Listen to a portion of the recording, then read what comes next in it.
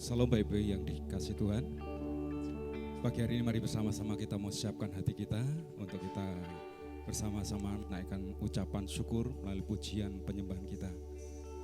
Kita percaya Bapak Ibu hari-hari ini mungkin terasa berat dalam setiap kehidupan kita. Tapi kita percaya ketika kita bersandar pada Tuhan, berharap pada Tuhan, maka kekuatan yang daripada Tuhan itu ada dalam setiap kehidupan kita. Yang percaya sama-sama katakan amin. Dalam Yesus.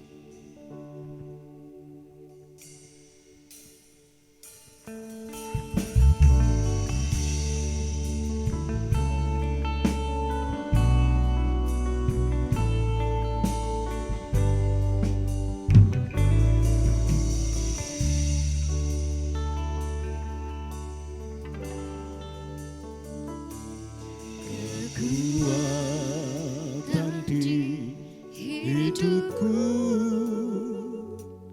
ku dapat dalam Yesus. Dia tak pernah tinggalkanku, setia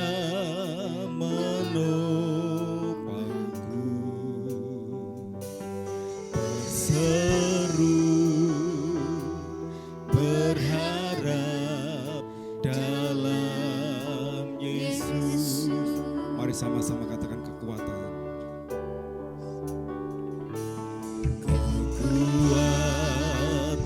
di hidupku, ku dapat dalam Yesus.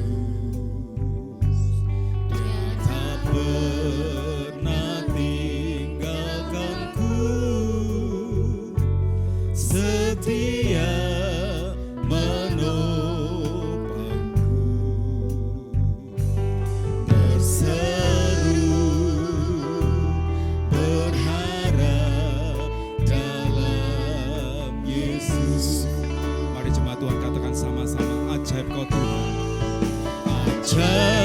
Kau Tuhan penuh kuasa, sanggup pulihkan keadaanku.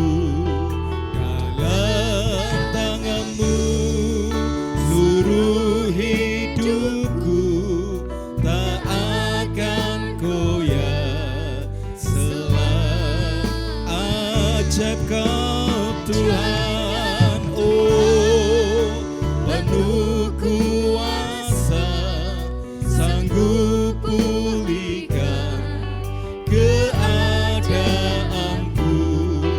Dalam tangan-Mu seluruh hidupku tak akan goyah selamanya.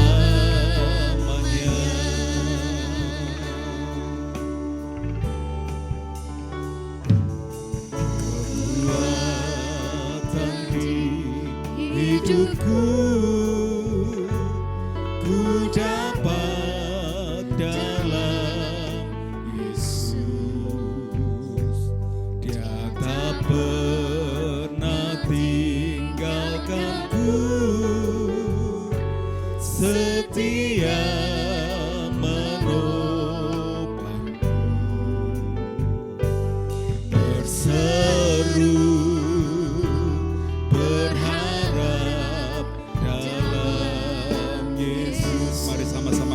ajaib Kau Tuhan, oh penuh kuasa, sanggup pulihkan keadaanku. Dalam tangan-Mu seluruh hidupku tak akan goyah. Sidang jemaat bangkit kini bersama-sama. Kekuatan di hidupku, ku dapat dalam Yesus. Dia tak pernah tinggalkan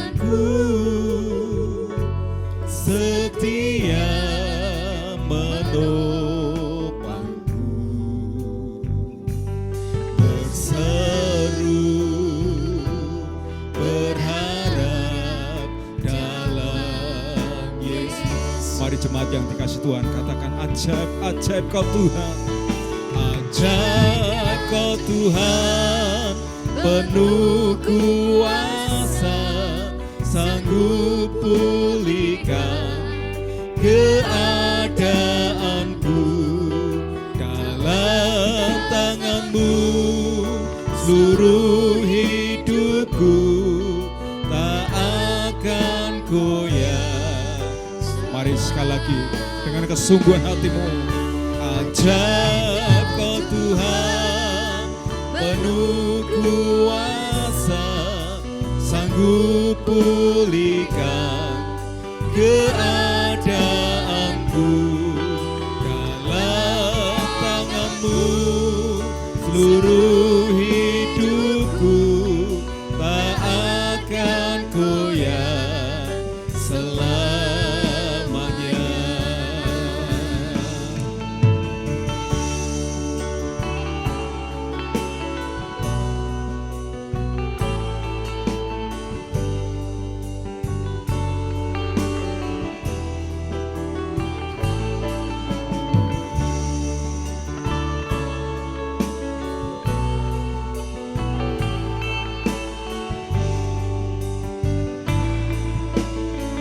Mari sama-sama ajaib.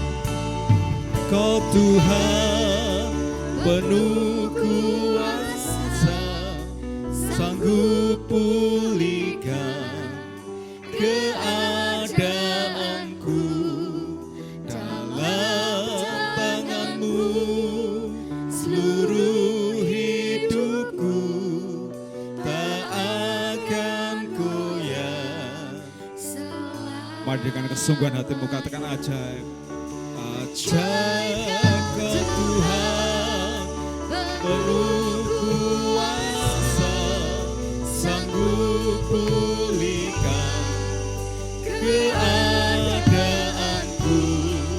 Dalam tangan-Mu seluruh hidupku tak akan goyah selamanya. Ajaib kau Tuhan, oh penuh kuasa, sanggup pulihkan keadaanku. Dalam tangan-Mu seluruh hidupku tak akan goyah. Tak akan goyah selamanya. Tak akan goyah selamanya. Tak akan goyah. Tak akan goyah.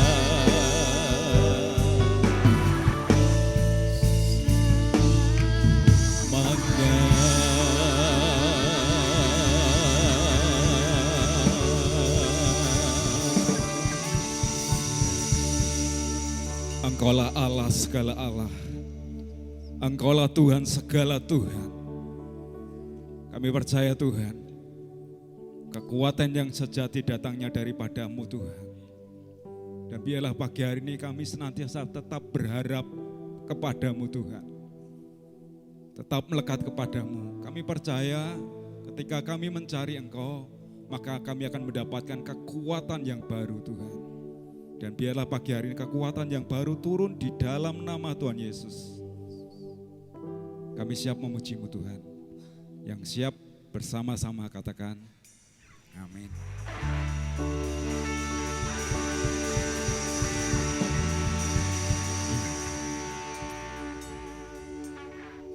Bapak Ibu yang dikasih Tuhan, Tuhan Yesus berkata ya, di dalam Yohanes pasal 14 ayat yang ke-6,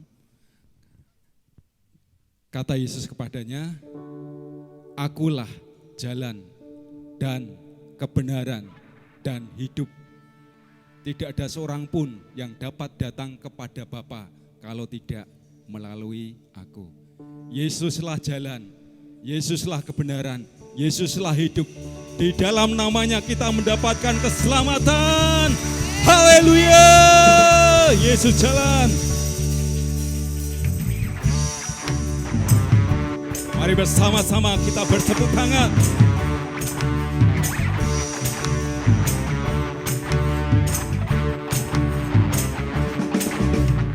Yesus jalan kebenaran dan jalan kehidupan, itu yang Yesus katakan. Aku percaya, amin. Di dalam namanya ada keselamatan kekal. Haleluya Yesus. Yesus jalan kebenaran dan jalan kehidupan, itu yang Yesus katakan. Aku percaya, amin. Di dalam namanya ada keselamatan. Oh glory haleluya. Glory haleluya. Glory haleluya. Glory haleluya. Glory haleluya. Di dalam namanya ada keselamatan kekal. Sama-sama glory. Glory haleluya. Glory haleluya. Glory haleluya. Glory haleluya. Di dalam namanya ada keselamatan kekal. Yesus, Yesus jalan kebenaran dan jalan kehidupan, itu yang Yesus katakan. Aku percaya, amin. Di dalam namanya ada keselamatan. Oh, sekali lagi Yesus jalan. Yesus jalan kebenaran dan jalan kehidupan, itu yang Yesus katakan. Aku percaya, amin. Di dalam namanya ada keselamatan. Oh jemaat Tuhan, glory. Glory haleluya. Glory haleluya. Glory haleluya. Glory haleluya. Di dalam namanya ada keselamatan. Ayo sekali lagi glory haleluya. Glory haleluya. Glory haleluya. Glory haleluya. Glory haleluya. Di dalam namanya ada keselamatan. Haleluya.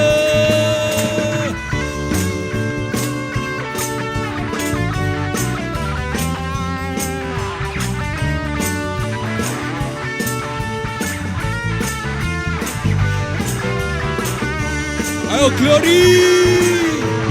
Glory haleluya. Sama-sama. Glory haleluya. Glory haleluya. Glory haleluya. Dalam namanya ada keselamatan. Sekali lagi come on. Glory haleluya. Glory haleluya. Glory haleluya. Glory haleluya. Di dalam namanya ada keselamatan. Oh bersama-sama glory. Glory haleluya. Glory haleluya. Glory haleluya. Glory haleluya. Di dalam namanya ada keselamatan. Oh sekali lagi glory haleluya. Haleluya.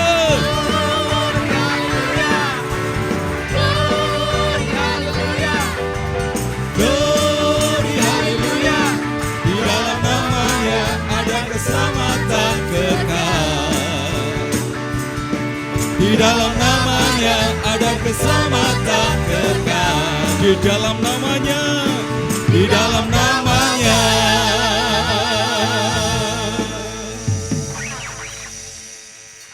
ada keselamatan kekal. Haleluya.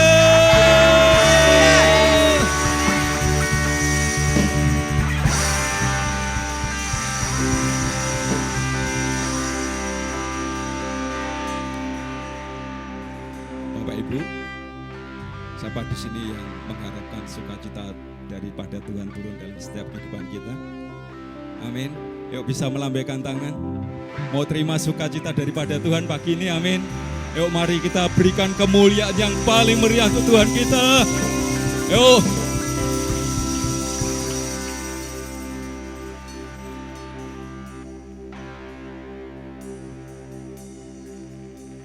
Tuhan memberiku kegirangan dan sukacita melimpah, minyak yang baru dicurahkan. Haleluya, ku bersorak. Haleluya.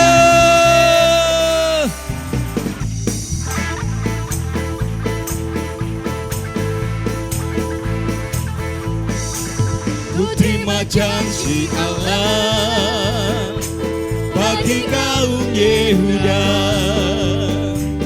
umat yang berdoa, memuji dan menyembah.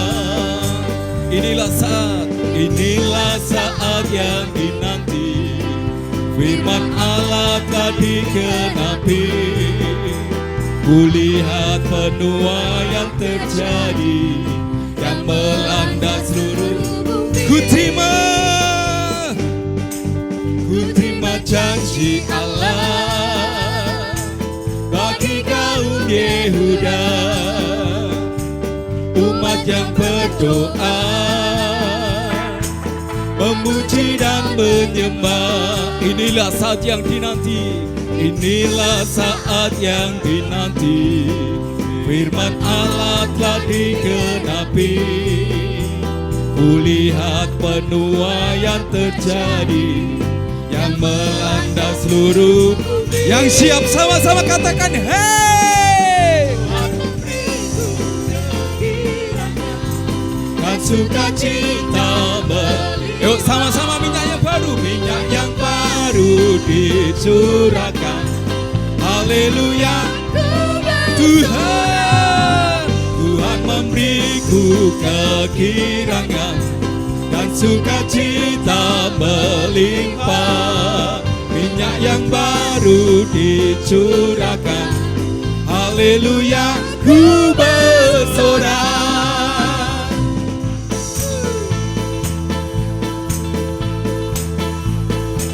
Ku terima janji Allah bagi kaum Yehuda, umat yang berdoa, memuji dan menyembah. Katakan inilah saat yang dinanti, firman Allah telah dikenapi. Kulihat penuaian terjadi yang melanda seluruh. Yuk sama-sama. Hey, Tuhan memberiku kegirangan dan sukacita. Yuk sama-sama. Dicurahkan. Haleluya, ku bersorak. Tuhan kegirangan dan sukacita melimpah, minyak yang baru dicurahkan. Haleluya, ku bersorak. Haleluya, ku bersorak. Haleluya, ku bersorak. Hey. Puji Tuhan, saya persilakan sidang jemaat duduk kembali. Dan pagi hari ini bersama-sama kita akan mendengarkan persembahan pujian dari paduan suara Maranatha. Saya persilakan.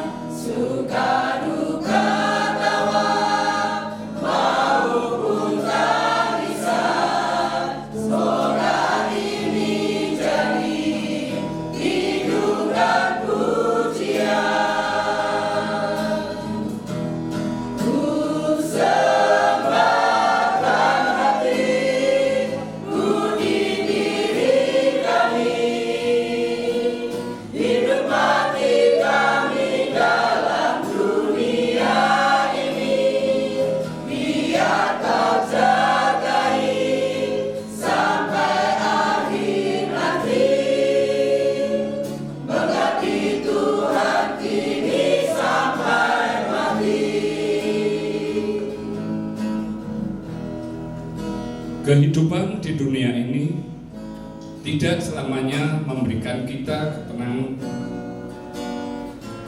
Kadangkala ada gelombang, ada badai, ada masalah yang menerjang kehidupan kita. Dan seringkali kita kehilangan arah. Tapi firman Tuhan memberikan jaminan yang pasti bagi saudara dan saya, karena dialah jawaban atas pergumulan kita. Kami pasrah diri kepadamu Bapa, kebebasan hidup dan cita rasa, sukma raga ini Kau Jua yang punya, kesaksian kami di tengah dunia.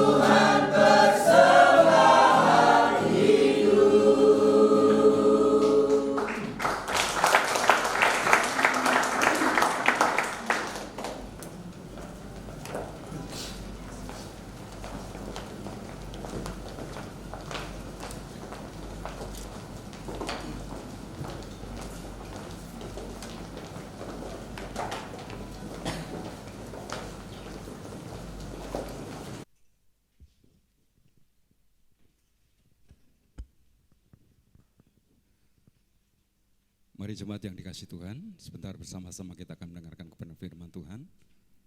Dan saya tidak tahu pergumulan apa yang sedang Bapak Ibu Saudara alami hari-hari ini.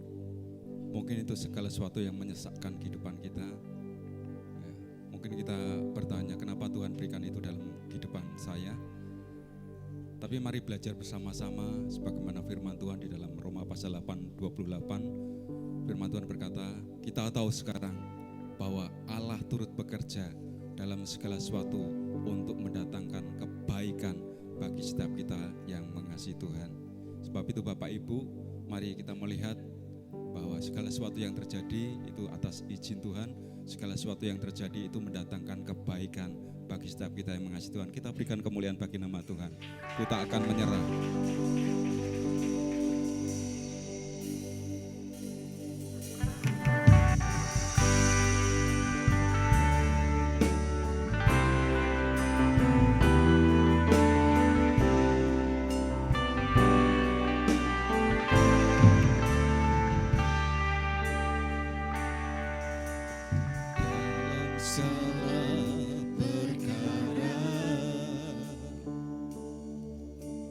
Tuhan punya rencana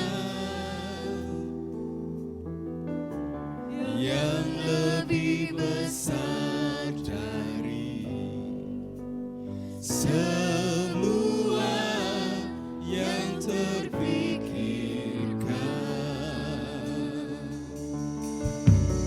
Apapun yang kau berbuat,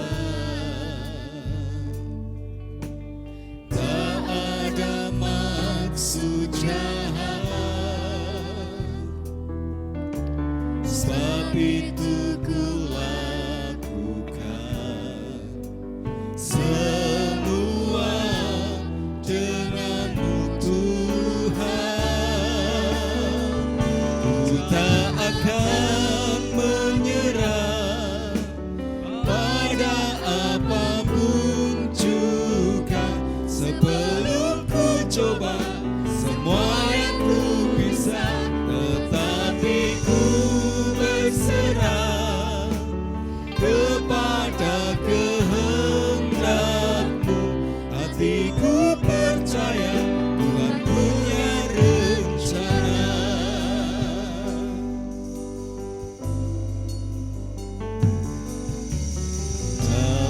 segala perkara. Tuhan punya rencana yang lebih besar dari semua yang terpikirkan. Apapun yang kau perbuat, tak ada maksud jahat, sebab itu ku lakukan semua dengan Tuhan. Ku tak akan menyerah pada apapun juga, sebelum ku coba semua yang ku bisa, tetapi ku berserah kepada kehendak-Mu. Hatiku percaya Tuhan punya rencana, ku tak akan menyerah. Pada apapun juga, sebelum ku coba Semua yang ku bisa, tetapi ku berserah kepada kehendak-Mu. Hatiku percaya Tuhan punya rencana. Saya undang sedang jemaat berdiri bersama-sama.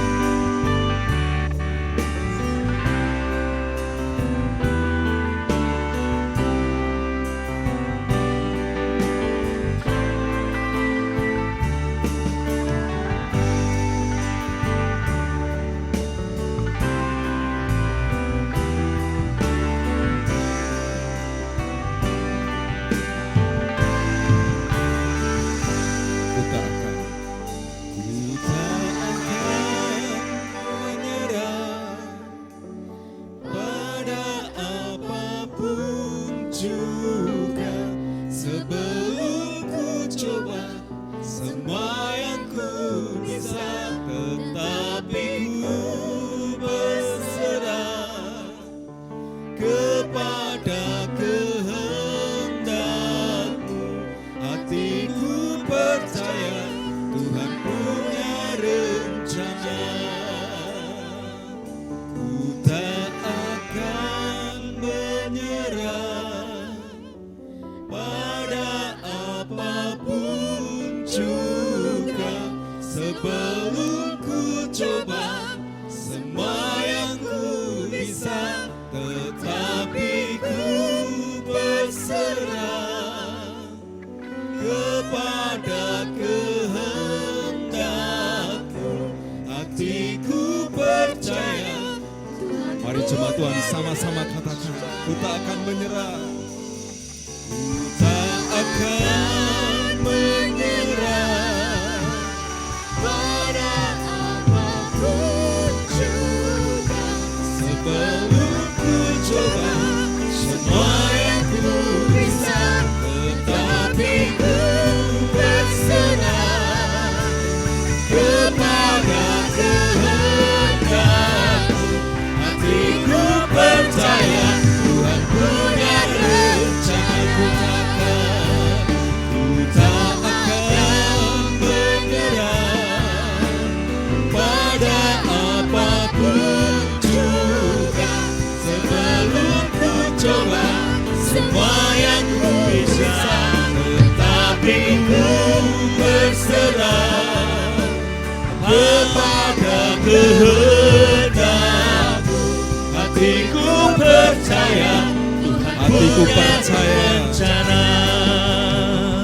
Hatiku percaya Tuhan punya rencana. Hatiku percaya Tuhan punya rencana. Haleluya.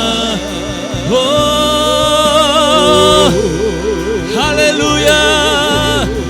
He arara basyarena yarayamo. Kira baba baba basyarena baba. Yarara basyarena yarayamo. Baba baba. Yara baba baba. Oh, kami menyembah. Haleluya.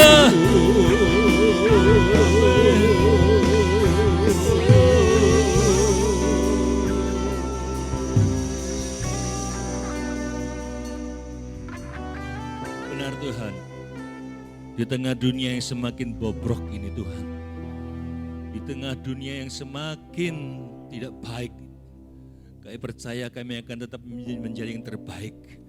Kami akan terus berusaha, tidak akan pernah menyerah. Karena roh Tuhan ada dalam kehidupan kami.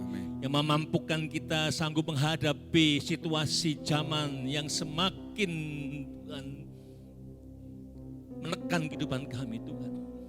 Kami percaya Roh Kudus memampukan kami menghadapi segala masalah di tengah-tengah hidup yang semakin hari semakin tidak baik Tuhan. Dan Kau yang menuntun kami, menguatkan, memulihkan, memberikan kami jalan keluar. Cakap menghadapi segala perkara di akhir zaman ini Bapa. Kami percaya Engkau hadir tengah-tengah kami, Roh Kudus-Mu ada di dalam setiap kami. Terima kasih Bapa, berbicaralah, urapi setiap hati, pikiran, jiwa, roh kami. Urapi hamba-Mu Tuhan, biar kebenaran-Mu disampaikan pagi ini. Dalam nama Tuhan Yesus, kita semua yang siap mendengarkan kebenaran firman Tuhan, katakan sama-sama. Amin, haleluya. Shalom, luar biasa, apa kabar semuanya? Kok lemes? I am so blessed, amin. Orang yang diberkati itu penuh dengan semangat, ya. Haleluya. Kita masih dalam tema sepanjang bulan ini, yaitu kita perhatikan yang namanya perkataan nubuat, firman nubuat. Sudah belajar firman nubuat itu memberitahukan apa yang akan terjadi di masa depan. Akan apa yang terjadi di masa depan yang pasti terjadi. Karena setiap perkataan nubuat yang tercatat, yang tertulis, dan termaktub dalam Alkitab itu pasti tergenapi. Amin. Sudah kurang lebih, saudara bisa mungkin nanti buka-buka ya Google tuh. Ada orang meneliti, kurang lebih 350-an nubuat di Alkitab sudah digenapi. Amin. Jadi perkataan nubuat itu luar biasa. Makanya sudah waktunya setiap kita ini ya, ibadah itu bukan sekedar ibadah. Tapi bagaimana kita mengupgrade hidup kita. Belajar firman Tuhan. Sampai hari ini saya masih belajar. Ya, masih kuliah malam ya, sampai jam 9 malam setiap Senin sampai Jumat, kadang 4 sore juga. Ya, masih kepingin belajar. Ya, karena firman Tuhan itu luar biasa. Ketika kita ini memperhatikan firman nubuat, maka kita punya visi. Ketika sudah baca firman Tuhan, sudah akan muncul pengharapan. Ya, apa yang sudah baca itu akan membuat kita terpengaruh. Sehingga kita tidak mudah dipengaruhi untuk menjadi orang-orang yang cinta dunia. Ya, atau ada orang gila kerja saudara. Atau mengabaikan firman Tuhan. Contoh saudara, kerja sih boleh, amin. Dan harus, amin. Ya, kerja diharuskan, kalau enggak kerja enggak usah makan, firman Tuhan berkata. Tapi juga perhatikan apa kata firman. Firman Tuhan berkata dalam Matius 6 ayat 33, carilah lebih dahulu kerajaan Allah. Lebih dahulu cari Tuhan dulu. Dan kebenarannya, maka semua itu, apapun yang kita sudah butuhkan, akan Tuhan tambahkan kepadamu. Amin. Tapi cari dulu, utamakan Tuhan. Yang terutama dalam kehidupan kita adalah Tuhan. Karena semua apa yang kita miliki, apa yang kita mampu kita lakukan, kepandaian kita, kemampuan kita bernego, apapun kita bisa bekerja dengan baik, itu datangnya dari Tuhan. Amin, saudara. Makanya dikatakan, carilah dulu kerajaan Allah dan kebenarannya, hidupi kebenarannya, maka semuanya dikatakan akan ditambahkan kepadamu. Jangan kebalik. Tuhan tambahkan dulu. Nanti aku benar-benar usaha cari Tuhan. Kebalik. Ya. Tambahi dulu. Berkati aku dulu, nanti aku akan setia. Jarang terjadi. Karena ketika diberkati, lupa janjinya sama Tuhan. Makanya ketika kita memperhatikan dan menghidupi firman nubuat yang pasti terjadi, kita pasti akan punya ketahanan. Kenapa kita enggak tahan dengan hidup ini? Mana tahan? Ya. Ketika kita ini punya memperhatikan firman nubuat, kita enggak mudah terbawa arus kenikmatan duniawi. Kami dulu gampang terpengaruh arus duniawi, saudara. Kenapa? Karena enggak ngerti firman. Enggak tahu apa kata firman, saudara. Ya. Dan kita akan tidak mudah tertular dengan kebobrokan dunia ini, saudara. Nanti kita akan belajar, saudara. Makanya tema hari ini apa? Jangan tertular kebobrokan, saudara.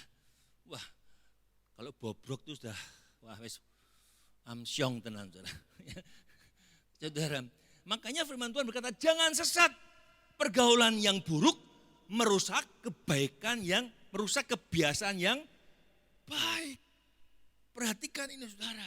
Suatu hari, seorang pendeta Osborne, saudara, dia itu menunggu kapal laut untuk berpergian ke luar negeri. Tapi jamnya itu dia lihat masih banyak waktu untuk kapal itu berangkat. Dia lalu berjalan di sekitar pelabuhan. Dan dia tertarik dengan suatu segerombolan babi, saudara. Ada gerombolan babi mengikuti gembalanya. Ini aneh, saudara. Ya, babi itu nggak bisa diatur, saudara. Ya, angel, susah, saudara. Ya heran, karena nggak biasanya babi itu bisa berjalan di belakang gembalanya atau orang yang menuntun dia. Nggak mungkin. Karena penasaran, ia melihat ke arah kemana babi itu berjalan.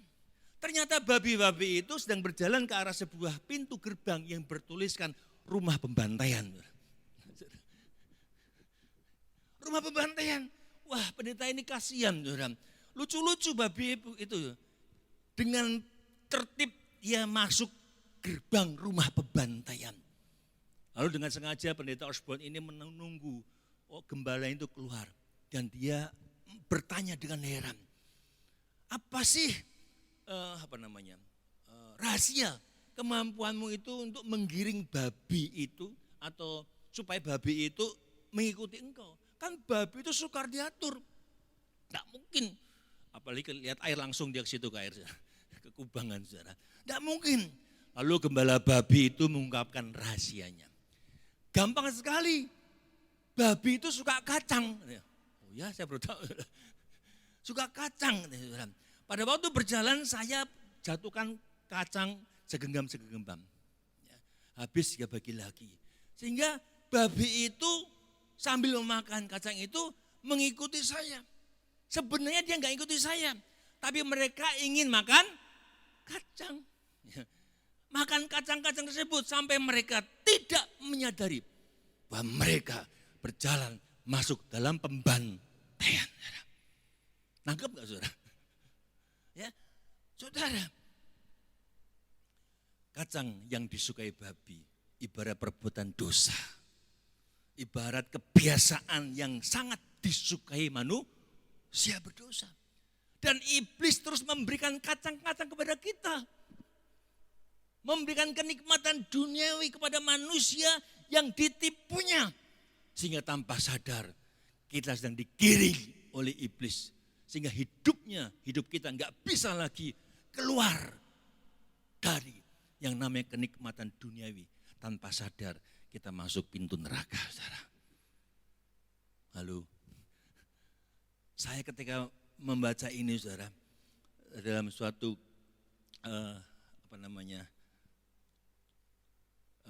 klip, saudara.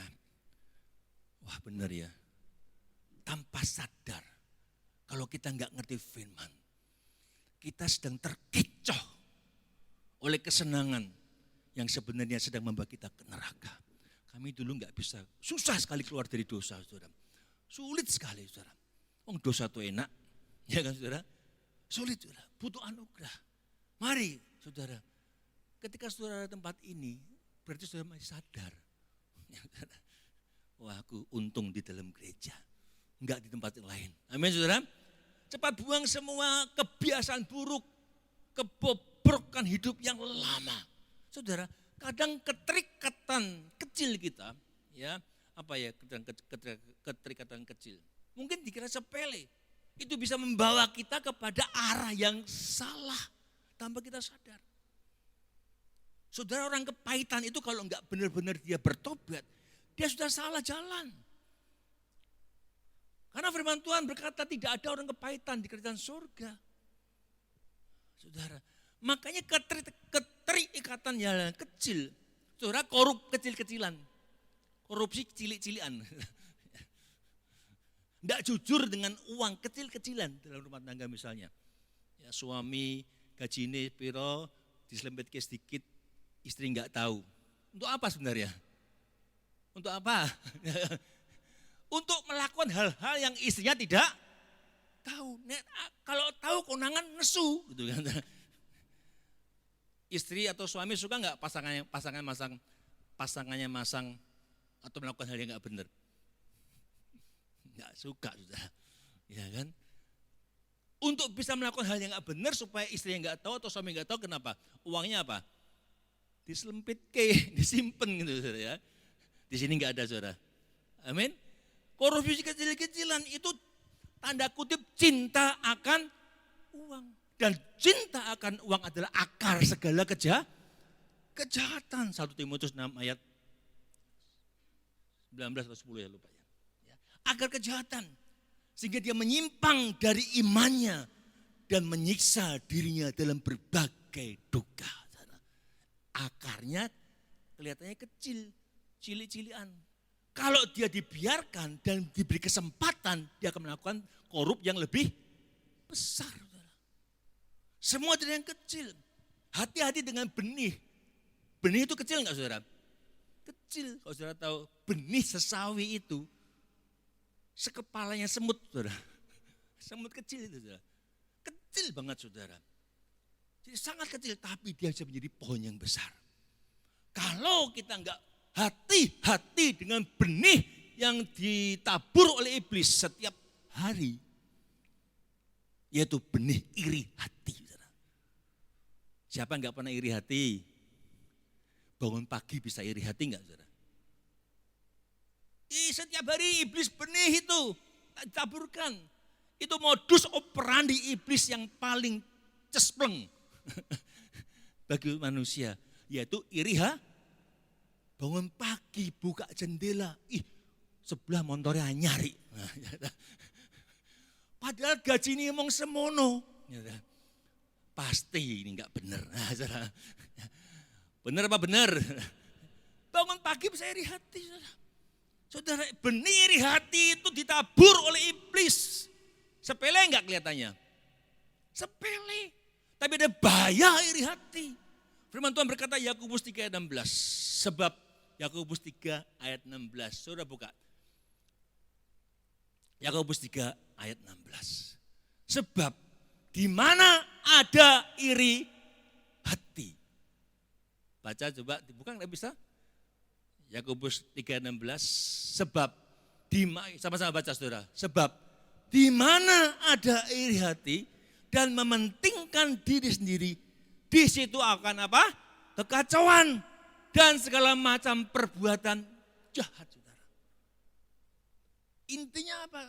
Iri hati, orang iri hati gandengnya apa? Ego, saudara. Itu gandengannya, saudara. Kelihatannya masalah sepele, ngomong iri hati, saudara. Iri hati bisa membuat orang membunuh, saudara. Benar, saudara. Anaknya dapat warisan gede, kakaknya yang satu kecil. Iri hati enggak, saudara? Bisa bunuh-bunuhan gara-gara iri, saudara. Saudara, menjaga hidup dari perasaan iri hati dan sikap mementingkan diri sendiri memang tidak mudah. Mudah enggak ngatasi iri hati, saudara? Tidak mudah. Itu ditanamkan oleh iblis.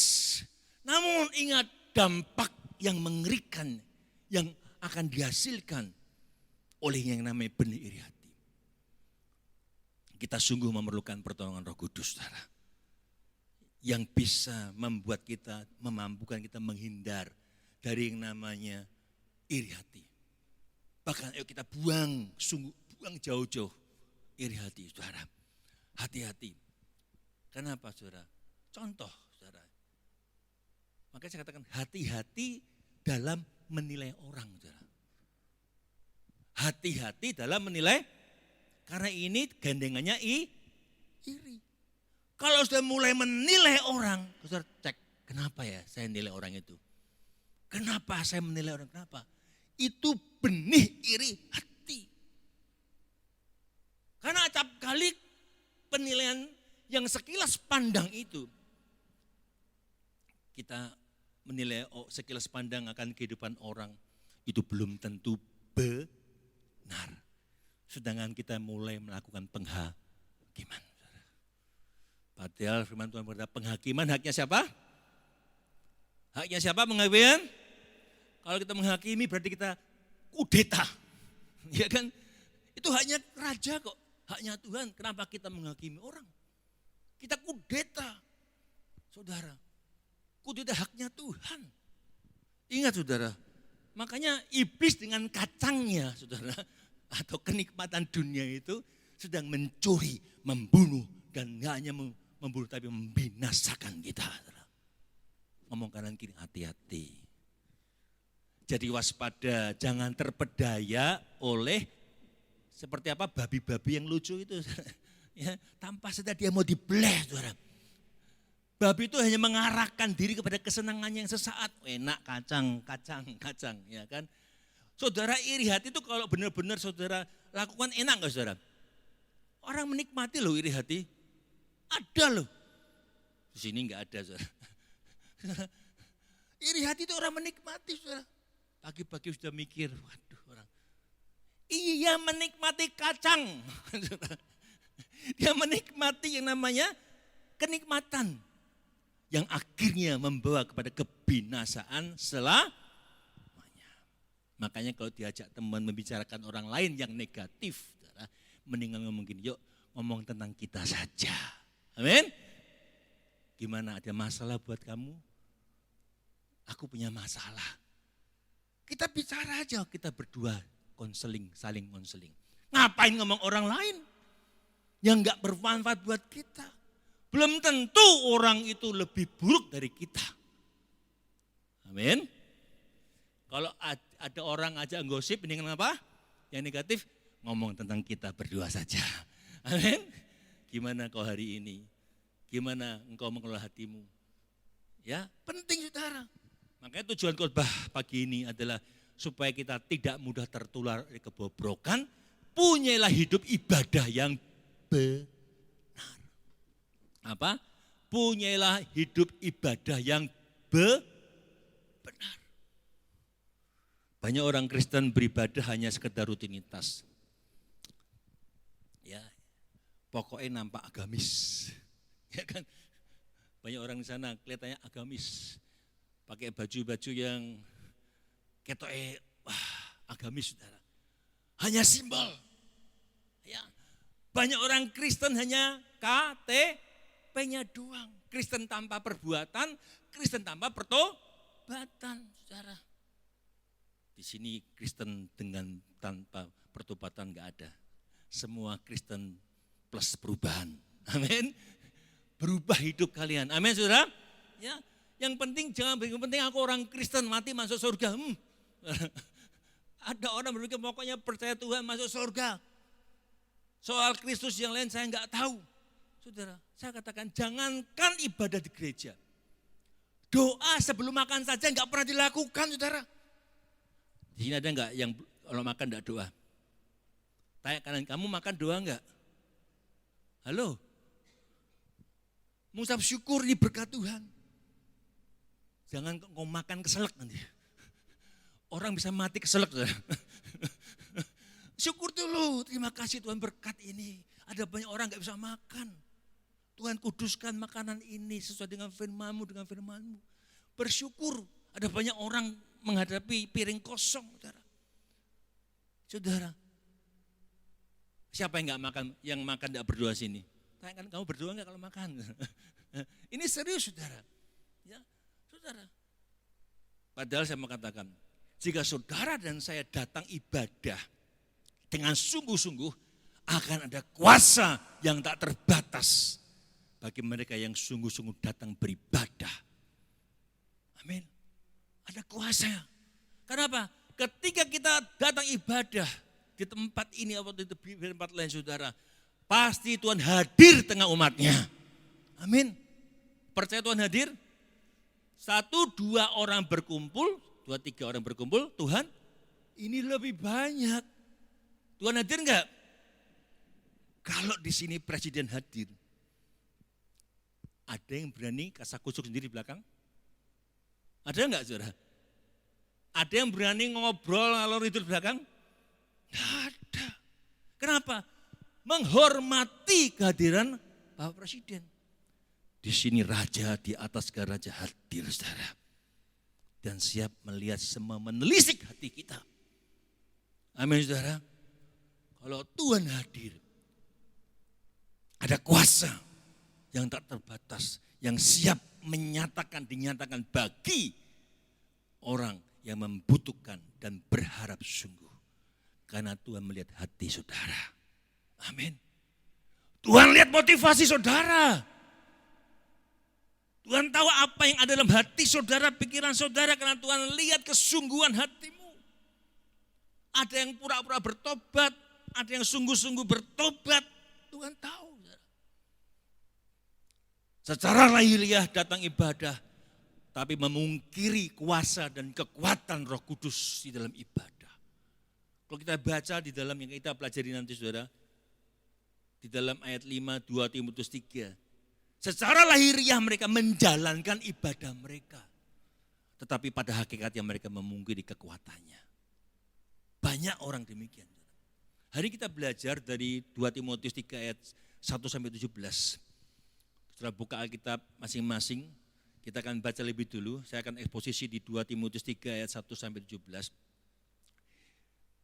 Hanya 2 poin saja pagi ini. Aman. Kita baca dulu di dalam 2 Timotius 3 ayat 1-9. Kita baca bergantian. 2 Timotius 3 ayat 1-9. Saya baca lebih dulu. Ada yang bisa membantu baca juga untuk kalian yang baca? Atau saya baca, kita baca sama-sama saja karena ini sedang direkam. Kita baca sama-sama. 2 Timotius 3 ayat 1-9. 2-3. Ketahuilah bahwa pada hari-hari terakhir akan datang masa yang sukar. Manusia akan mencintai dirinya sendiri dan menjadi hamba uang. Mereka akan membual dan menyombongkan diri.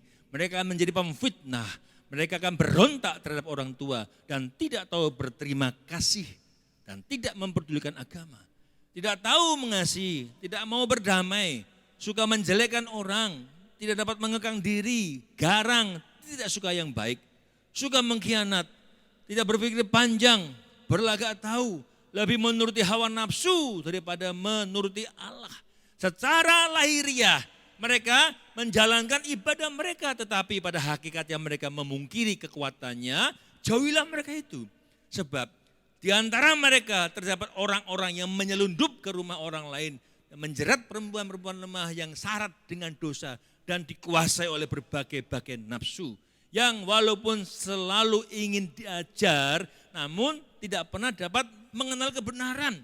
Sama seperti Yanes dan Yambres menentang Musa. Demikian juga mereka menentang kebenaran. Akal mereka bobrok, iman mereka tidak tahan uji, tapi sudah pasti mereka tidak akan lebih maju. Karena seperti dalam hal Yanes dan Yambres, kebodohan mereka akan nyata bagi semua orang. Wow. Hal pertama yang penting sesuai tujuan khotbah, supaya kita terhindar atau tidak mudah tertular oleh kebobrokan dunia ini, saudara. Punyailah hidup ibadah yang benar. Gimana caranya? Dengan apa? Jauhilah peribadatan lahiriah. Jauhilah ibadah lahiriah. Apa sih tanda ibadah yang lahiriah saja?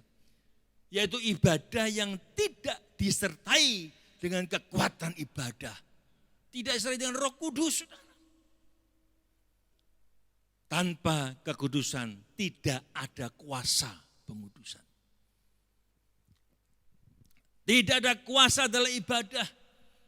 Enggak ada kuasa dalam hidup pribadi. Kenapa? Karena Roh Kudus bekerja di area kekudusan. Kita belajar ini, saudara. Siapa mereka? Ayat 2 sampai ayat 5 tadi. Mereka yang mencintai diri sendiri dan menjadi hamba uang. Enggak ada kekudusan di situ. Mereka membual, menyombongkan diri, enggak ada kebenaran. Mereka akan menjadi pemfitnah, berontak pada orang tua, enggak tahu berterima kasih, enggak memperdulikan yang namanya kerohanian, agama. Enggak tahu mengasihi, enggak suka berdamai, senangnya cari musuh, senangnya memprovokasi orang. Enggak ada kekudusan. Jelas katakan, suka menjelekkan orang, enggak dapat mengekang dirinya, garang, enggak suka yang baik, suka mengkhianat, enggak bisa berpikir panjang, belaga atau lebih menuruti hawa nafsu daripada menurut Allah. Hakikatnya mereka beribadah, tapi mereka enggak bisa mendapatkan kuasa ibadah. Jauhilah mereka itu, katakan apa? Jangan bergaul intim. Boleh berteman, ya, tapi kita bisa menjaga. Maka tadi ketika kita diajak bicara hal yang negatif, udah enggak usah ngomong. Ngomong yang lain saja. Itu menjauhi. Bukan musuhi dia, enggak ya. Kata aslinya bukan begitu. Ya, saudara. Mereka siapa? Katakan ayat 7, yang walaupun ingin diajar, kita datang ibadah ingin diajar enggak saudara? Ingin kan? Tapi enggak pernah mengenal kebenaran. Kenapa? Karena menyimpan hal-hal yang tadi yang masih saja membawa kita terjerat dalam hal yang berdosa. Pingin belajar, ingin diajar tapi masih menyimpan jubah lamanya saudara. Ingin kebenaran tapi masih pakai jubah lama. Eman-eman, enak kok. Ibadah diranggepi jubah kekudusan. Abot gak saudara? Di dalam gereja ketoke, wah seperti malaikat. Malaikat itu singkatan apa saudara? Manusia, jelmaat, iblis. Malaikat jahat saudara. Seperti orang baik. Tapi dalamnya penuh dengan onak. Di luar seperti kuburan yang dilabur putih, tapi dalamnya saudara. Ini yang membuat kita enggak mengalami yang namanya kuasa ibadah.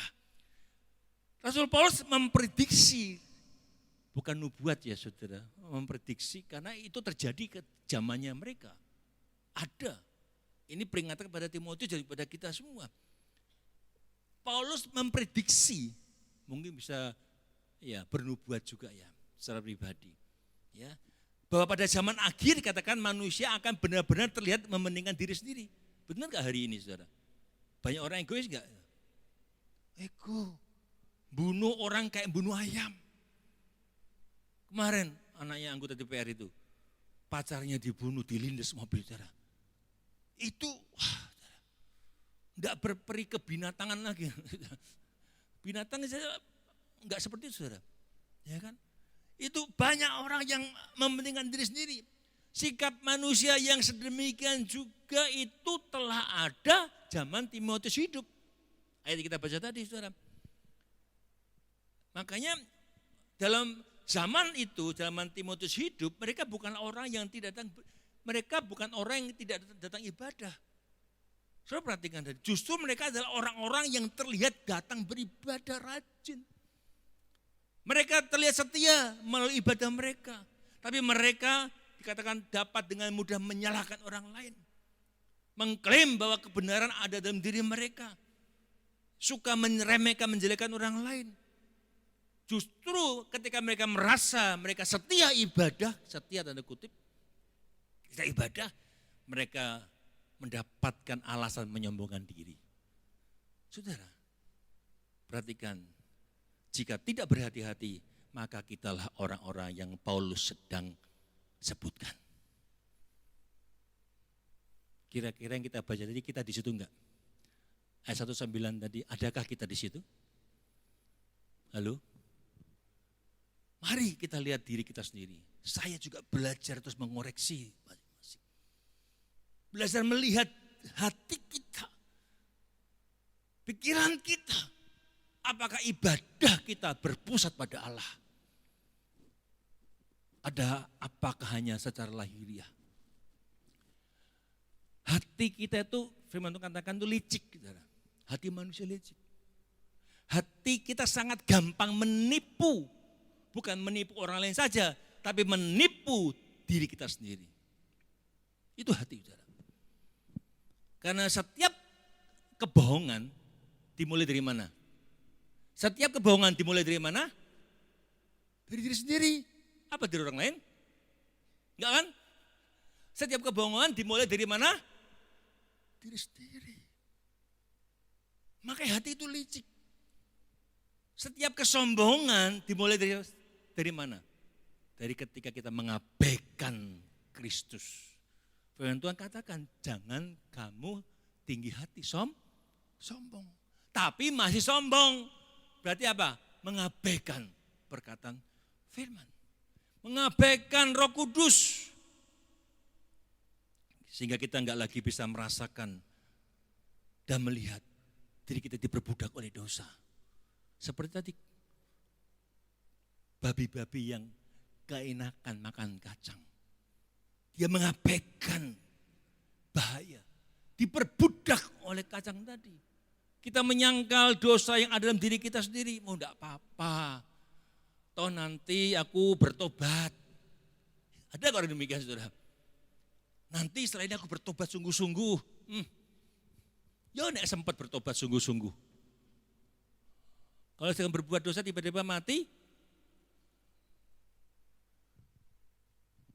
Saudara, saya katakan hati kita sangat gampang menipu. Bukan menipu orang lain, tapi menipu diri kita juga.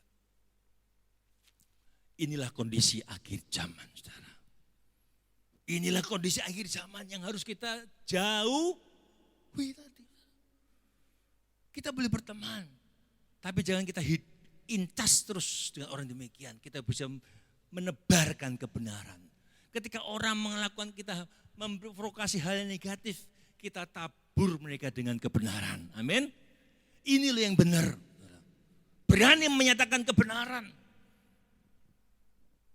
Di depan saya sudah katakan hati-hati dengan dua modus iblis tadi. Apa saudara? Iri hati dan egois. Ini yang menjebak kita dalam kebobrokan zaman akhir.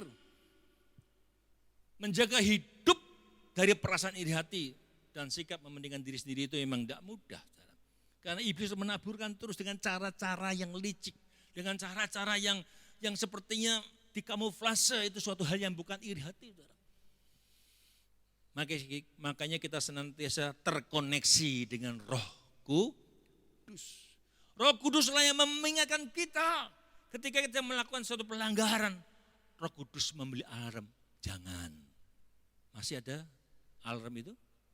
Ketika kita ngomongin orang yang negatif, Roh Kudus ngomong, jangan. Ada situ? Ada enggak? Masih ada enggak? Ketika kamu mulai terkontaminasi oleh kepahitan, usah kepahitan. Ada enggak ngomong demikian dalam hati saudara? Ketika Roh Kudus ngomong, ampuni dia. Adakah Roh Kudus mengatakan demikian? Itu alarm, saudara. Makanya kita harus terkoneksi senantiasa kepada Roh Kudus. Amin, saudara. Agar apa? Agar mampu menghindar kedua hal yang bahaya ini. Iri hati dan mementingkan diri sendiri. Ini gandengan, saudara. Banyak jebakan Batman kan, saudara? Untuk iri hati. Banyak, saudara. Tadi saya katakan, dengan ketika kita menilai orang itu sudah mulai jebakan Batman. Ngapain nilai orang, saudara? Wong belum tentu diri kita lebih baik dari orang itu. Belum tentu hidup rohanimu lebih baik dari orang yang kita nilai. Mari kita belajar untuk mengoreksi diri kita. Berhati-hatilah dalam menilai orang lain. Apalagi langsung mengadukan penghakiman. Saudara sedang kudeta dengan Tuhan. Ngomong jangan menghakimi orang lain. Ngomong kanan kiri saudara, jangan pernah menghakimi orang lain. Belum tentu orang itu lebih buruk dari kita. Selanjutnya, yang kedua. Berusahalah tadi beribadah, jangan beribadah secara lahiriah. Yang kedua, apa? Berusahalah beribadah dengan benar. Yang pertama apa ya saudara? Ingat enggak? Jauhilah peribadatan yang lahiriah, jauhi. Jangan kita hanya lahiriah. Pokoknya aku ibadah enggak, jangan. Pokoknya aku ibadah hanya store muka, jangan. Pokoknya aku melayani Tuhan, enggak. Melayani Tuhan itu suatu kerinduan. Kita melayani raja di atas segala raja. Suatu penghormatan kita bisa melayani Tuhan. Saudara suruh melayani presiden, atau kita lihat apa ya, raja di Jogja itu saudara, hanya digaji enggak sampai jutaan, bahkan puluhan ribu. Tapi mereka itu wah, kalau dengan rajanya itu sendiko dawuh katanya saudara, ya kan? Bangga saudara. Apakah saudara bangga punya raja di segala raja? Mari kita belajar, saya pun belajar terus saudara, menghargai kehadiran Tuhan di tengah ibadah kita, karena ada kuasa dalam ibadah kita. Amin saudara. Dia hadir, dia menelisik hati kita. Dia tahu masalahmu hari ini. Dia tahu kesungguhanmu mencari dia. Kalau hari ini saudara bisa masih punya kesempatan mencari dia, gunakan dengan baik. Ada satu hari nanti kita enggak punya kesempatan lagi saudara. Selanjutnya saudara, berusahalah beribadah dengan benar. Jangan cuma lahiriah. Dalam 2 Timotius 3 ayat 10 sampai 17, kita baca sama-sama. 2 Timotius 3 ayat 10 sampai 17. Yuk, 2 Timotius 3 ayat 10 sampai 17, tayangkan.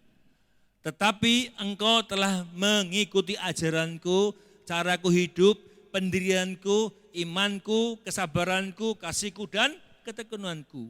Engkau telah ikut menderita penganiayaan dan sengsara seperti yang telah kuderita di Antiokhia dan di Ikonium dan di Listra. Semua penganiayaan itu kuderita dan Tuhan telah melepaskan aku daripadanya. Memang setiap orang yang mau hidup beribadah di dalam Kristus Yesus akan menderita aniaya. Sedangkan orang jahat dan penipu akan bertambah jahat. Mereka menyesatkan dan disesatkan. Tetapi hendaklah engkau tetap berpegang pada kebenaran yang telah engkau terima dan engkau yakini, dengan selalu mengingat orang yang telah mengajarkannya kepadamu. Ingatlah juga bahwa dari kecil engkau sudah mengenal kitab suci yang dapat memberi hikmat kepadamu dan menuntun engkau kepada keselamatan oleh iman kepada Yesus Kristus. Segala tulisan yang diilhamkan Allah memang bermanfaat untuk mengajar, untuk menyatakan kesalahan, untuk memperbaiki kelakuan, dan untuk mendidik orang dalam kebenaran. Dengan demikian, tiap-tiap manusia kepunyaan Allah diperlengkapi untuk setiap perbuatan baik. Amin. Setiap kita sebenarnya sudah Tuhan perlengkapi untuk kita bisa melakukan perbuatan baik. Saudara, berusaha beribadah dengan benar, dikatakan. Apa sih beribadah dalam Yesus dengan benar itu, saudara? Seperti yang dikatakan di dalam ayat 12 tadi, saudara. Jangan menentang kebenaran. Sama seperti Yanes dan Yabres menentang Musa, demikian juga mereka menentang kebenaran. Jadi berusaha beribadah dengan benar, yaitu apa? Beribadahlah di dalam Yesus Kristus, ayat 12. Memang setiap orang yang mau hidup, beribadahlah di dalam Kristus Yesus. Dan menderita, yang akan menderita aniaya. Saudara mau hidup? Memang setiap orang yang mau hidup, apa? beribadahlah di dalam Kristus Yesus. Wow, apa maksudnya saudara? Ibadah dalam Yesus Kristus artinya ibadah yang menjadikan Tuhan Yesus sebagai Tuhan kita. Sebagai kepala. Dan kita jemaat adalah tubuh yang menjalankan perintah. Itu ibadah yang benar. Dalam setiap ibadah kita jadikan apa? Yesus sebagai Tuhan. Dan sebagai kepala kita. Dan saudara dan saya adalah jemaat, adalah apa tuh? Tubuh. Ngomong kanan kiri, kita itu tubuh. Ngomong, kita itu tubuh. Ya. Yesus Tuhan. Dan dia kepala. Dan sebagai tubuh yang taat menjalankan perintah. Tubuh ini kalau terkoneksi dengan kepala, taat gak saudara? Taat gak saudara? Bisa dibayangkan saudara, jika tubuh berjalan tanpa kepala. Ini. Tadi malam tiba-tiba ada tubuh jalan tanpa kepala, takut gak saudara? Hah? Saya bergidik saudara, tiba-tiba muncul tubuh tanpa kepala jalan saudara. Aneh gak? Nakutin gak saudara? Sama saudara. Jikalau kita orang percaya, tubuh ini jemaat, tapi hidup gak taat sama kepala, hidup kita nakutkan orang saudara. Orang lari saudara. Sama saudara. Jika kita hidup gak sesuai dan taat firman, akan aneh-aneh hidupnya saudara. Kenapa gak terkoneksi dengan kepala? Pikiran gak sesuai dengan tubuh kita. Maaf, orang yang stroke itu saudara, maunya makan, tapi saya pindah ke hidung. Benar gak saudara? Pinginnya kepala mau makan, tapi ini gak bisa sampai ke mulut. Kadang bisa ke hidung, kepala. Benar gak saudara? Karena ada gangguan. Gak terkoneksi dengan lancar, dengan otaknya. Saudara. Ada saraf-saraf yang terganggu. Demikian juga kalau kita dan saya, saudara semua. Kalau kita gak terkoneksi dengan benar dengan sang kepala. Gak menempatkan dia sebagai kepala kita. Kita akan berjalan sendiri tanpa kepala, saudara. Apa jadinya, saudara? Nabrak sana, nabrak sini. Karena gak ada mata, saudara. Hidup sana, hidup nabrak orang, nabrak sana sini. Gak peduli. Kenapa? Gak terkoneksi dengan pikiran Tuhan. Saudara, makanya kita belajar untuk terkoneksi dengan Tuhan senantiasa. Amin. Gimana caranya? Baca firman. Setiap hari baca firman. Omongkan kiri, kamu harus baca firman setiap hari. Ya. Firman itu surat cintanya Tuhan pada saudara. Saudara kalau dapat surat cinta dulu dari zamannya belum ada BlackBerry, belum ada WA. Pakai surat enggak saudara? Surat cinta disimpan di lanimating mungkin. Ya kan, iki janjimu lo ya. Nanti ada masalah, ora paten itu janji yang lama, enggak gitu saudara. Ya.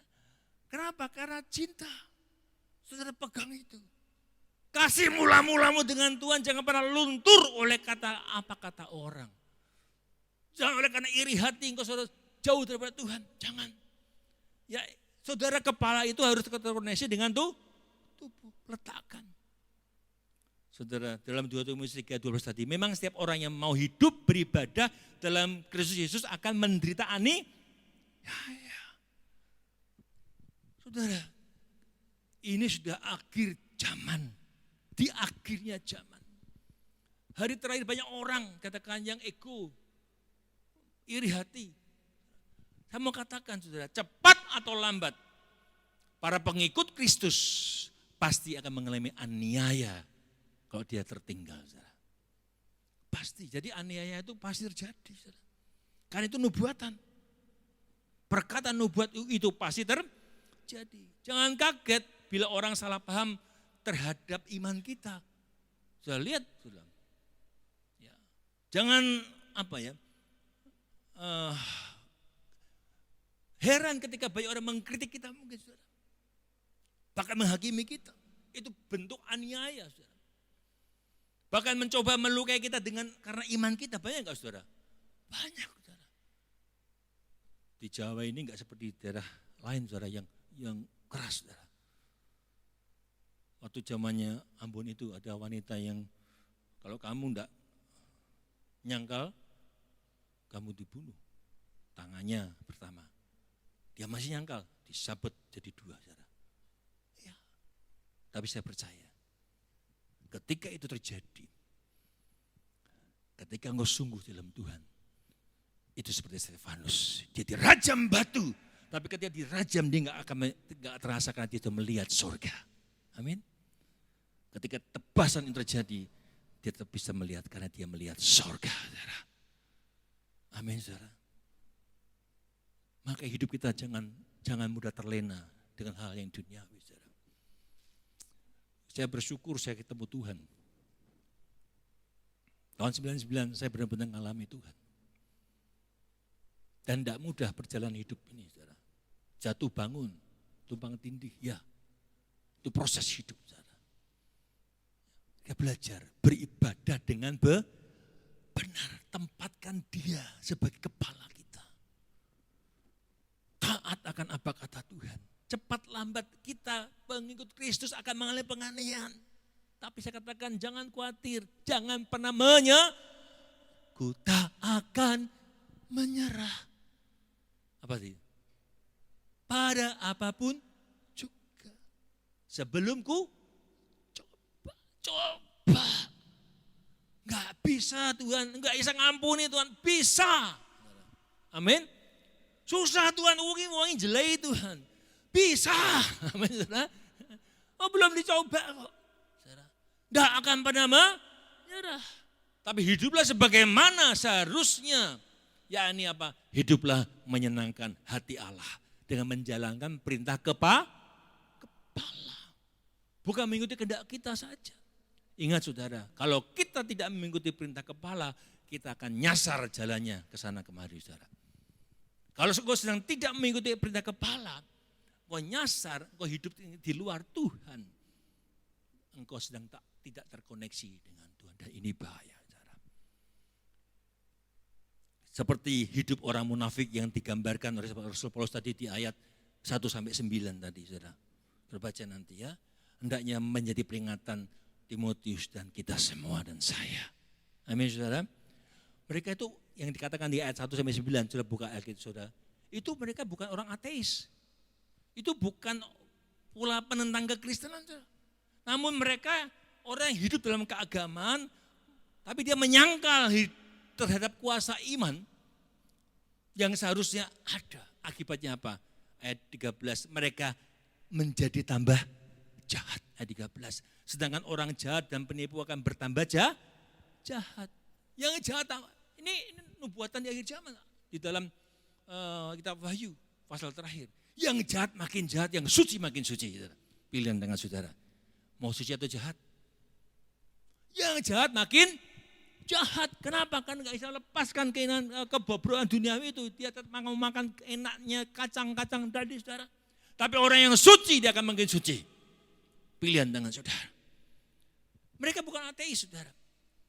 Namun hidup agama mereka itu mereka sangka.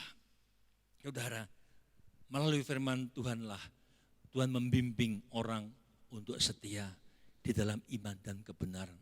Jadi ayat 16 dan 17 itu buka terus ya di dalam 2 Timotius 3 tadi ayat 1-17. Ya, firman Tuhan membimbing orang untuk setia dalam iman. Amin. Oleh karena itu bacalah firman Tuhan setiap hari saudara, dan lakukan apa yang Allah pesankan di dalam firman Tuhan. Lakukan walau menderita. Baca firman menderita enggak saudara? Menderita. Wah, aduh ngantuk Pak. Tapi ketika engkau sudah terbiasa, engkau akan menjadi habit. Itu seperti yang engkau tidak makan kalau tidak baca firman Tuhan. Amin saudara. Jadi saya mengatakan baca. Kalau engkau orang Kristen, bacanya apa? Alkitab. Bukan al yang lain. Benar gak saudara? Bukan Kopinghu. Bukan novel. Saya ini beberapa hari kok senang baca novel di HP, saudara. Istri bilang novel dibaca, saudara. Itu wah itu luar biasa bagusnya untuk hikmat daripada dunia sebenarnya. Ya, tapi istri bilang jangan baca novel, katanya. Saudara, nggak pernah saya lakukan, tapi kemarin saya baca karena wah ceritanya menarik, saudara. Oke, hati-hati, saudara.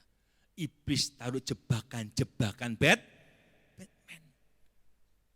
Buat kebenaran menderita enggak, saudara? Hidup benar menderita enggak, saudara? Enak men ya, wong kuwi uripe ora bener. Wah, uripe saya tahu enggak bener, tapi kok tambah sugih ya. Aku sama-samalah. Hidup enggak bener saja, wong orang itu hidupnya enggak bener. Ya, anak Tuhan lagi. Tapi diberkati, tanda kutip diberkati, saudara. Nanti kita belajar lain kali ya, karena panjang nanti, saudara. Wes jam 8 padahal 2 poin tok, saudara. Saudara, ya. Memang setiap orang yang mau hidup beribadah dengan benar dalam Kristus akan menderita ani.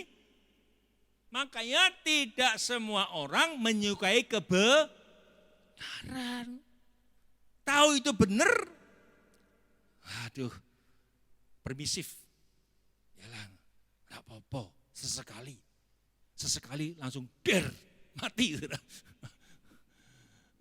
Saudara, ya, memang kebenaran seringkali menderita, tapi saya katakan, kebenaran itu bersumber dari Allah. Amin. Padahal kebenaran itu bersumber dari Allah. Kalau engkau melakukan kebalikan kebenaran, kejahatan bersumber dari iblis. Wow, saudara. Sejak manusia pertama diciptakan dan mendiami bumi, saudara, selalu ada orang yang secara sadar menentang kebenaran. Saudara.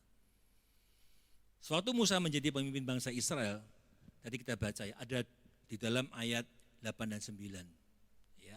Ada 2 orang yang bernama Yanes dan Yambres. Makanya jangan ada nama, kalau lahir namaku Yambres.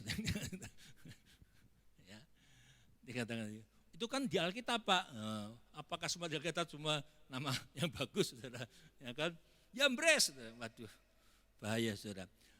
Dikatakan, saudara, mereka menentang Musa. Saudara perhatikan, karena Musa adalah abdi Allah. Karena Musa adalah hamba Allah. Maka saat mereka menentang Musa, mereka sedang menentang kebenaran dari Allah yang dibawa oleh Musa. Artinya menentang Tuhan. Dan harus menjadi catatan. Saya mau katakan, ini Alkitab mengatakan, sikap menentang kebenaran pasti mengandung resiko bagi si pelaku. Alkitab mencatat setidaknya ada 4 hal yang akan dialami oleh para penentang kebenaran. Ayat 8 dan 9. Sama seperti Yanes dan ayat 8 9 buka. Sama seperti Yanes dan Yambres menentang Musa, demikian juga mereka menentang kebenaran. Mereka akan apa? Bobrok. Iman mereka tidak tahan uji. Tapi sudah pasti mereka tidak akan lebih maju lagi. Mereka seperti dalam hal Yanes dan Yambres, kebodohan mereka pun akan nyata bagi semua orang, saudara. Yang pertama, akalnya menjadi bobrok, saudara. Firman Tuhan katakan demikian. Imannya enggak tahan uji. Kualitas hidupnya tidak akan mengalami kemajuan, stagnan. Ngono-ngono terus, jadi orang Kristen tidak pernah maju, bahkan nurun.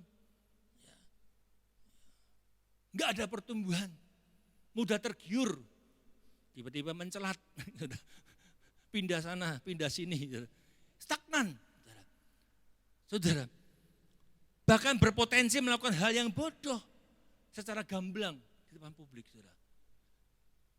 Tanpa sadar melakukan hal yang bodoh. Ada banyak orang demikian, saudara. Itu yang 4 hal yang saudara harus perhatikan. Ini kata Alkitab, bukan kata saya, saudara. Mengapa seorang menjadi penentang kebenaran dengan hidup dengan hidup ibadah yang enggak secara benar. secara lahiriah. Terjadi karena apa? Mereka memungkiri kekuatan dari ibadah. Ada kekuatan dalam ibadah sebenarnya saudara. Memungkiri kekuatan ibadah yang benar berarti mengingkari kuasa kebenaran firman Tuhan. Makanya beribadalah dengan benar. Saudara datang ibadah, periksa hati, kita belajar Tuhan, ngomong satu hal. Satu kata saja. Setiap ibadah saudara ngomong Tuhan, ngomong aku satu hal saudara. Aku minta satu kata daripada Engkau Tuhan. Satu kata dari Tuhan mengubah hidup saudara. Satu kata dari Tuhan mengubah hidup saudara. Memungkiri kekuatan ibadah, kita memungkiri kebenaran, kuasa kebenaran daripada Tuhan. Kuasa kebenaran firman Tuhan itu saudara, sampai hari ini terbukti mengubah kehidupan banyak orang. Saudara. Banyak orang berubah hidupnya ketika mengalami kuasa dalam firman Tuhan. Hidupnya menjadi lebih baik. Amin saudara. Firman Tuhan terbukti mengubah hidup saya. Amin. Saudara pernah ngerasain enggak firman Tuhan bicara dengan saudara? Firman Tuhan itu terbukti mengubah hidup orang. Kami diubah oleh karena perkataan firman saudara. Jika penentang kebenaran mengalami 4 hal buruk di atas, saudara, maka orang yang menerima dan menerapkan kebenaran beribadah dengan benar akan mengalami hal yang sebaliknya tadi. Benar nggak saudara? Tadi kan yang jahat mengalami 4 hal. Tapi ketika kita ibadah dengan benar, kita akan mengalami sebaliknya.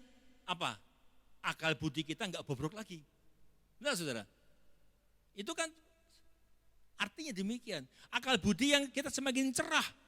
Iman kita menjadi tahan banting. Tadi kan enggak tahan uji. Tahan uji. Hidup kita akan semakin maju, enggak stagnan. Kita semakin berkualitas. Hidup saudara semakin berkualitas. Amin. Hikmat kita semakin nyata di depan semua orang. Tadi kan kegoblokan kita semakin nyata. Saudara, saudara mau kegoblokan saudara nyata? Jangan.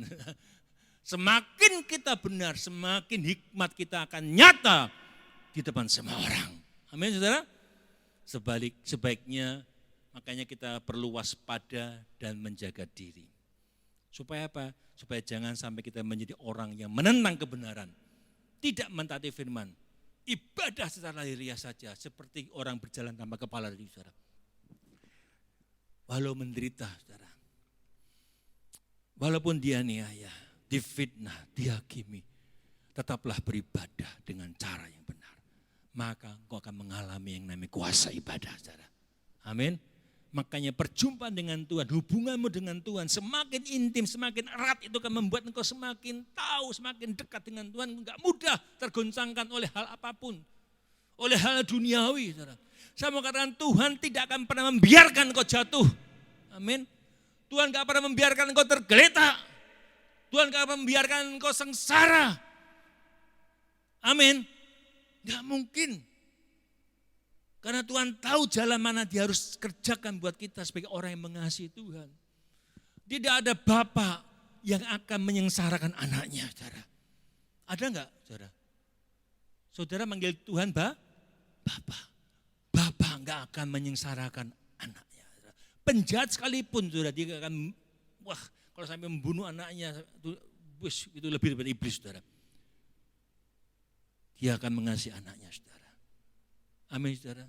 Semakin kita terkoneksi, semakin kita mempunyai jaringan yang dekat dengan Tuhan, semakin intim, kita akan menjadi orang-orang yang terbebas, saudara. Sepertinya kita menderita. Orang melihat kita menderita, tapi kita merasakan bahagia dalam Tuhan. Itu bedanya. Amin, saudara. Makanya, saudara, ya tadi katakan, memang setiap orang yang hidup beribadah dalam Yesus Kristus itu akan menderita aniaya. Ya. Tapi kita harus belajar satu hal. Kalau kita tidak mau hidup beribadah dengan benar, tidak mau mengikuti hidup dengan benar, Tuhan dengan benar, menghindari aniaya, artinya kita, daripada aku ngampuni, daripada aku mengakui, Aku teraniaya mendingan gak usah ngakui, gak usah ngampuni, tetap iri hati. Itu berarti kita gak mau ya. Saudara, kalau itu terjadi, maka kebinasaan dan penderitaan kekal siap menanti kita. Amin saudara, tetaplah hidup dalam kepahitan, tetaplah hidup dikuasai oleh iri hati, dikuasai kebencian, tetaplah dalam dosa. Kalau itu menjadi pilihan saudara, maka neraka itu sedang menanti kita. Kita sedang digiring seperti tadi, babi. Kita enggak tahu itu tempat penjagalan buat kita saudara. Kita menikmati kondisi jahat, kita menikmati iri hati, menikmati kepahitan, menikmati dosa yang sesaat. Tanpa sadar kita sedang dituntun masuk ke dalam penjagalan, ke dalam neraka. Apalah artinya sudah berbahagia dan lepas dari anehnya di bumi sekarang ini. Apalah artinya? Kalau nanti kita akan menderita selama-lamanya, kekal selama-lamanya di alam maut sana saudara. Pilihan tangan saudara. Sebab itu jika saudara sedang mengalami aniaya, firman Tuhan berkata, bersabarlah dan berdoalah. Doakan mereka yang menganiaya saudara. Seperti teladan Rasul Paulus mengatakan, berdoalah berkati orang yang menganiaya saudara. Berkatilah siapa yang menganiaya kamu. Berkatilah dan jangan mengutuk. Ada orang berkata, Tuhan, aku tuh jengkel, dia sangat menyakiti aku. Tuhan, buat dia mati Tuhan. Nah, itu enggak boleh. Tuhan, dia jahat, Tuhan. Aku enggak tahan Tuhan. Engkau tahu Tuhan jahat, hukum dia Tuhan. Enggak boleh. Buat dia mengalami sengsara itu mengutuk saudara. Enggak ada sini saudara ya. Tapi apa? Tuhan berkati dia. Dia tidak tahu apa yang dia perbuat. Amin. Tetaplah berpegang pada kebenaran. Di dalam ayat 14 tadi saudara. Tetaplah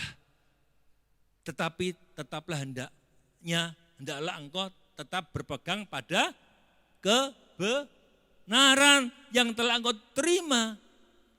Dan engkau yakini dan selalu ingat orang yang telah mengajarkan kepadamu.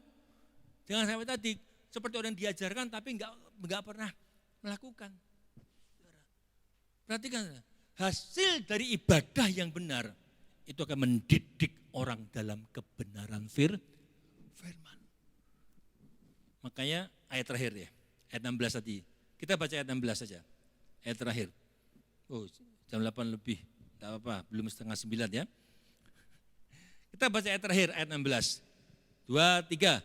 Segala tulisan yang diilhamkan Allah memang bermanfaat untuk mengajar, menyatakan kesalahan, memperbaiki kelakuan, dan mendidik orang dalam kebenaran.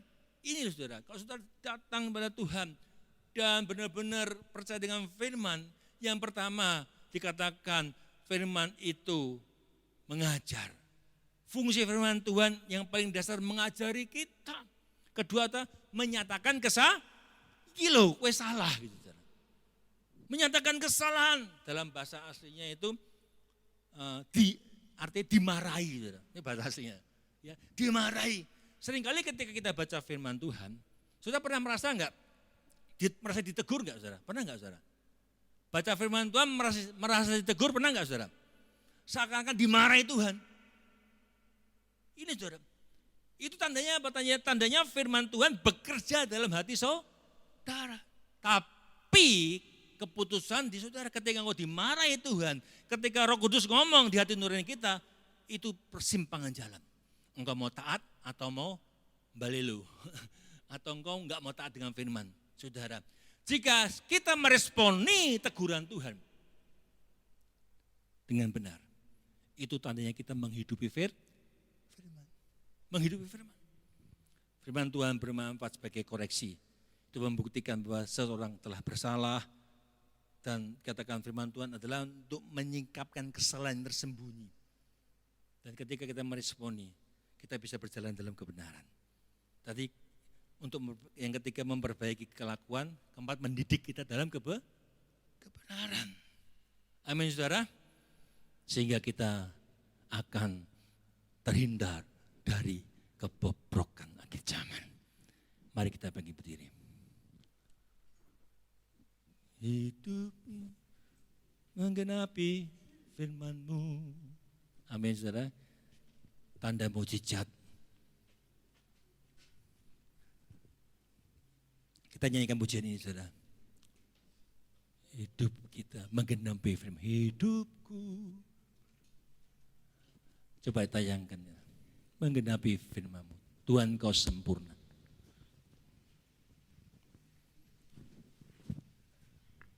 Haleluya, Yesus Tuhan.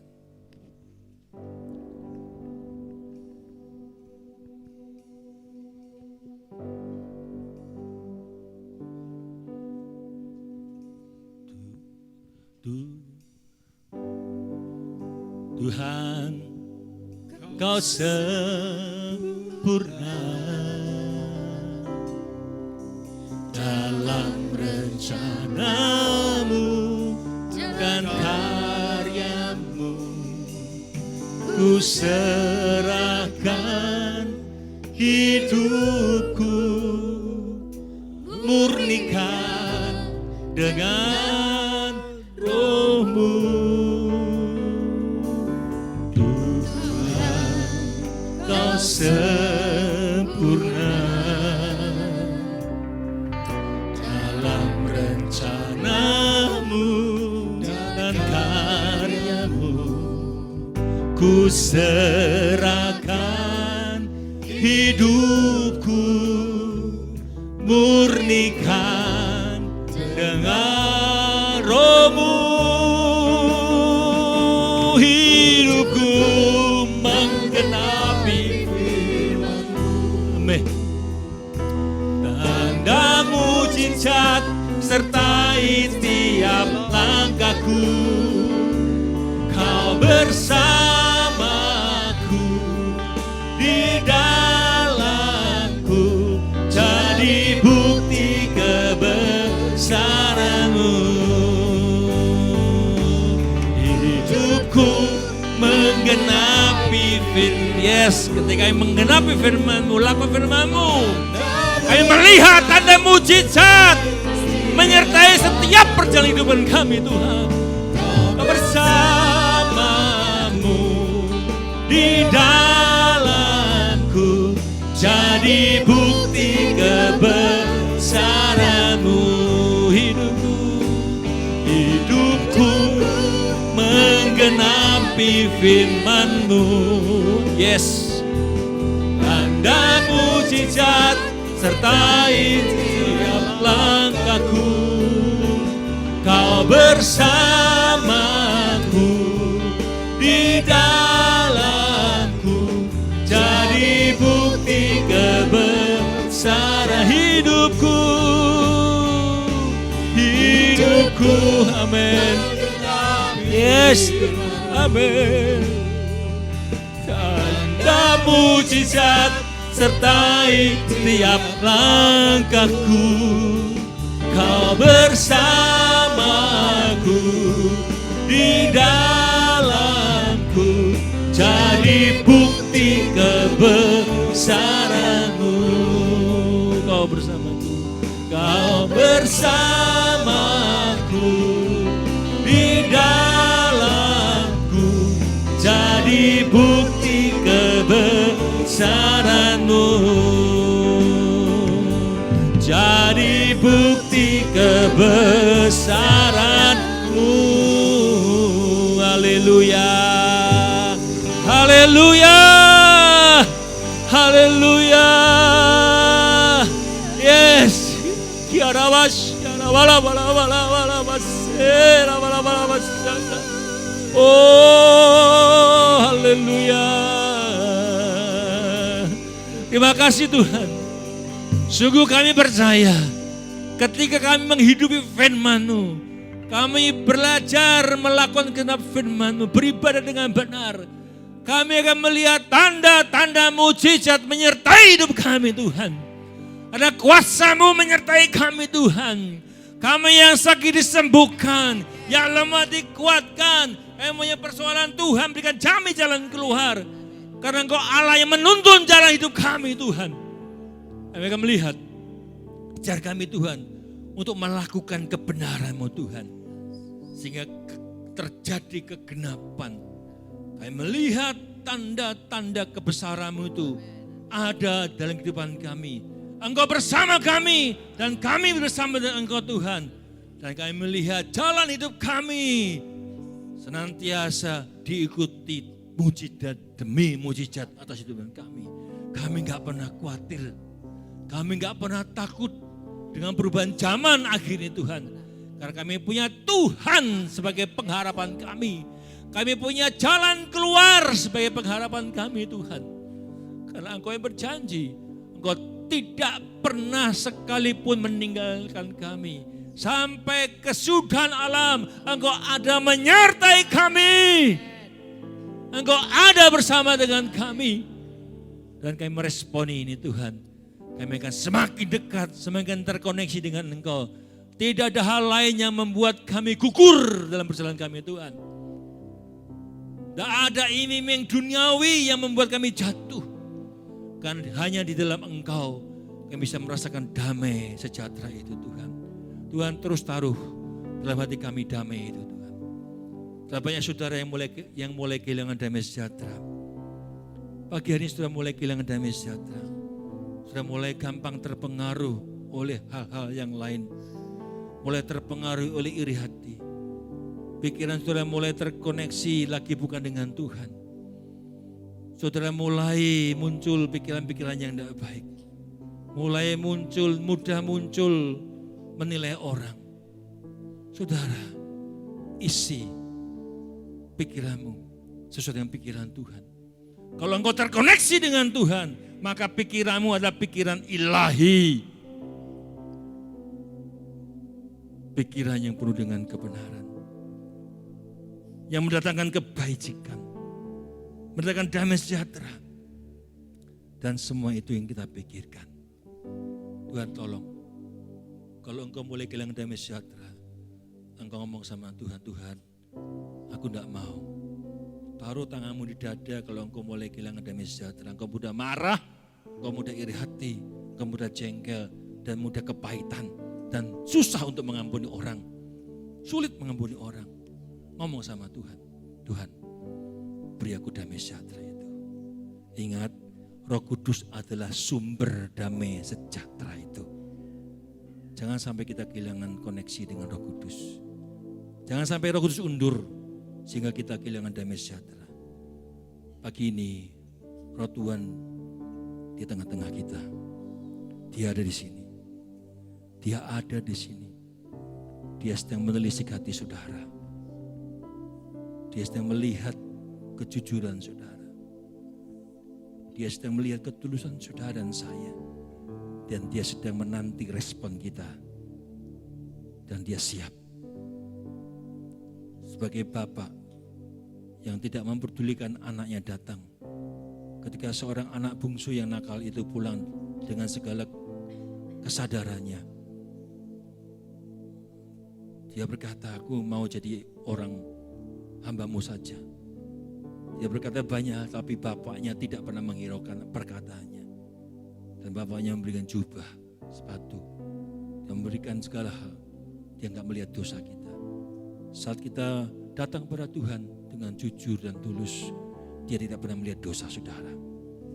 Dia tidak pernah melihat pelanggaran saudara. Tapi dia memberikan jubah. Dia memberikan saudara, menjadikan dosamu menjadi putih, yang merah menjadi putih seperti salju. Asal engkau dengan taat dan tulus dalam padanya. Pagi hari ini Roh Tuhan bekerja. Dia ada di hadapanmu. Dia berdiri di hadapanmu dan menanti respon saudara. Jangan sia-siakan kesempatan. Karena kita enggak tahu kapan kita dipanggil Tuhan. Kapan kita pulang, enggak ada yang tahu. Ketika kau ada di dalam Tuhan, itu kesempatan kita setiap hari bertobat. Setiap hari kita melakukan hal yang benar. Terima kasih Tuhan. Tuhan taruh Roh Kudus, Roh damai sejahtera itu di dalam hidup kami masing-masing. Tuhan, terima kasih pagi ini. Biarlah kebenaran firman-Mu diresponi dengan benar. Terima kasih Bapa. Terus berbicara, terus terngiang-ngiang dalam hati pikiran jiwa roh kami. sehingga hidup kami mengalami hidup yang diubahkan oleh Tuhan. Diberkati Tuhan, kita sama-sama katakan amin.